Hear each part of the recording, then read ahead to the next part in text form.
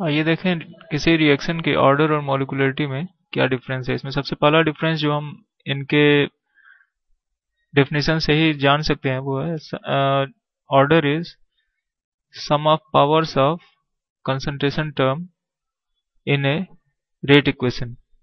ये जो ऑर्डर है वो रेट इक्वेशन लिखने के बाद जो पावर्स आते हैं कंसंट्रेशन टर्म पे उनको सम करके हम पता लगाते हैं। जबकि ये जो मॉलिक्यूलरिटी है वो क्या है, ये है total number of reactant molecule जो उस रिएक्शन में पार्टिसिपेट कर रहे हैं। तो यहाँ से एक और क्वांटिटी जो हम सेकंड डिफरेंस जो हम बता सकते हैं वो ये आती है कि ऑर्डर एक प्योर एक्सपेरिमेंटल क्वांटिटी है जो कि केवल एक्सपेरिमेंट से ही हम डिटरमिन कर सकते हैं।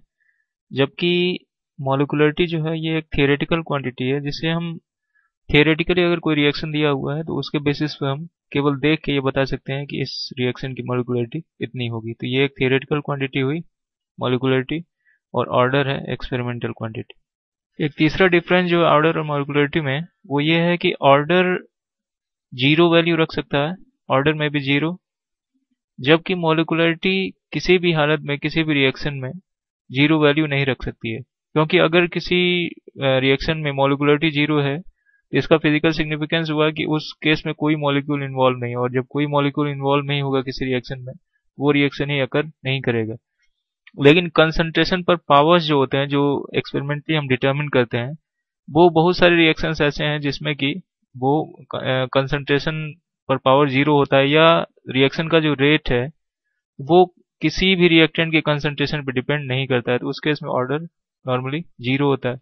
कुछ रिएक्शंस के ऑर्डर फ्रैक्शनल वैल्यू रखते हैं और इंटीग्रल वैल्यूज तो नॉर्मली रखी सकते हैं। तो ये जो वैल्यू है कि ऑर्डर फ्रैक्शनल भी हो सकता है, लेकिन मॉलिक्यूलरिटी के केस में ये कभी भी पॉसिबल नहीं होगा कि कोई भी मॉलिक्यूलरिटी फ्रैक्शनल वैल्यू का हो किसी भी रिएक्शन में। ऐसा क्यों होता है? क्योंकि अगर मॉलिक्यूलरिटी फ्रैक्शनल है तो ये क्या सिग्निफाई करेगा कि उस केस में आधा या चौथाई इस तरह के मॉलिक्यूल्स पार्टिसिपेट कर रहे हैं रिएक्शन को कैरी आउट करने में, जबकि ऐसा नहीं होता है। जब भी मॉलिक्यूल होगा तो फुल फुल एक मॉलिक्यूल रिएक्शन को आगे बढ़ाने में हेल्प करेगा। लेकिन जब हम ऑर्डर का केस लेते हैं तो ऑर्डर के केस में कंसंट्रेशन टर्म लिए जाते हैं जो कि एक्सपेरिमेंटली डिटरमिन किया जाता है। तो यहाँ पर फ्रैक्शनल वैल्यूज वो कंसंट्रेशन टर्म रख सकता है, और कंसंट्रेशन पर पावर फ्रैक्शन भी हो सकता है। तो ये जो ऑर्डर है ये फ्रैक्शनल वैल्यू रख सकता है और इंटीग्रल वैल्यू रख सकता है, जबकि मॉलिक्यूलरिटी केवल इंटीग्रल वैल्यूज रखते हैं। और इंटीग्रल वैल्यूज कौन सी है? 1 2 3 4, ये जो वैल्यूज हैं ये रख सकता है मॉलिक्यूलरिटी।